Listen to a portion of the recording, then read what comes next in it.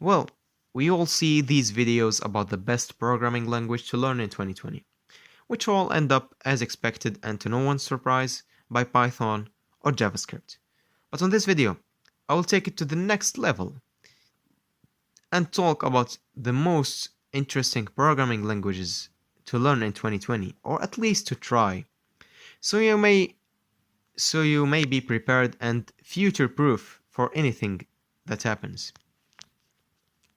So the first language I'm going to talk about is Dart and Flutter, or languages, let's say. You may know that Kotlin and Java are used to develop native mobile apps, but you may know as well that Flutter, a technology developed by Google, is also used to develop native mobile apps.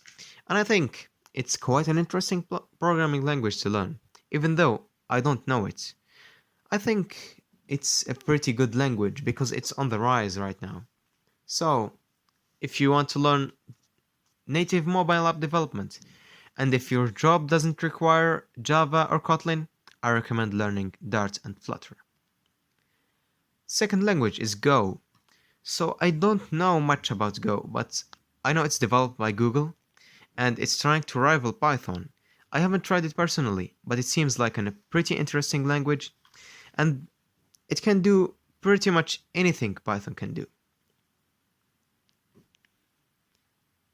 So our third language is a pretty interesting one.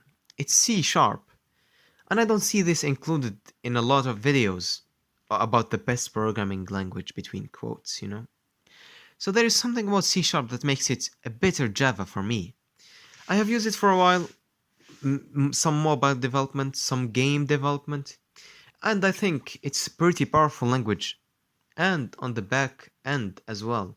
So it's used for the back end, obviously, to develop web applications that are using the Net framework, which is a very, very powerful framework actually developed by Microsoft.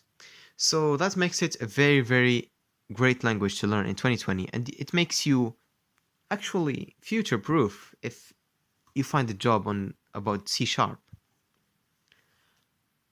The fourth language is Rust.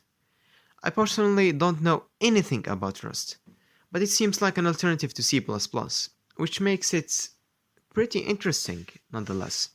And it can be used in many areas, as you can tell by their homepage. And yeah, that's basically it. So let's throw another programming language in here.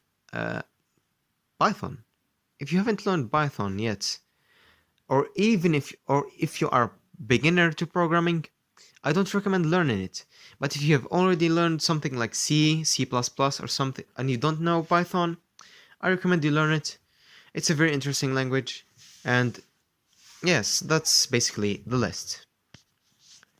So hope you enjoyed this video, guys and girls. So see you on the next video.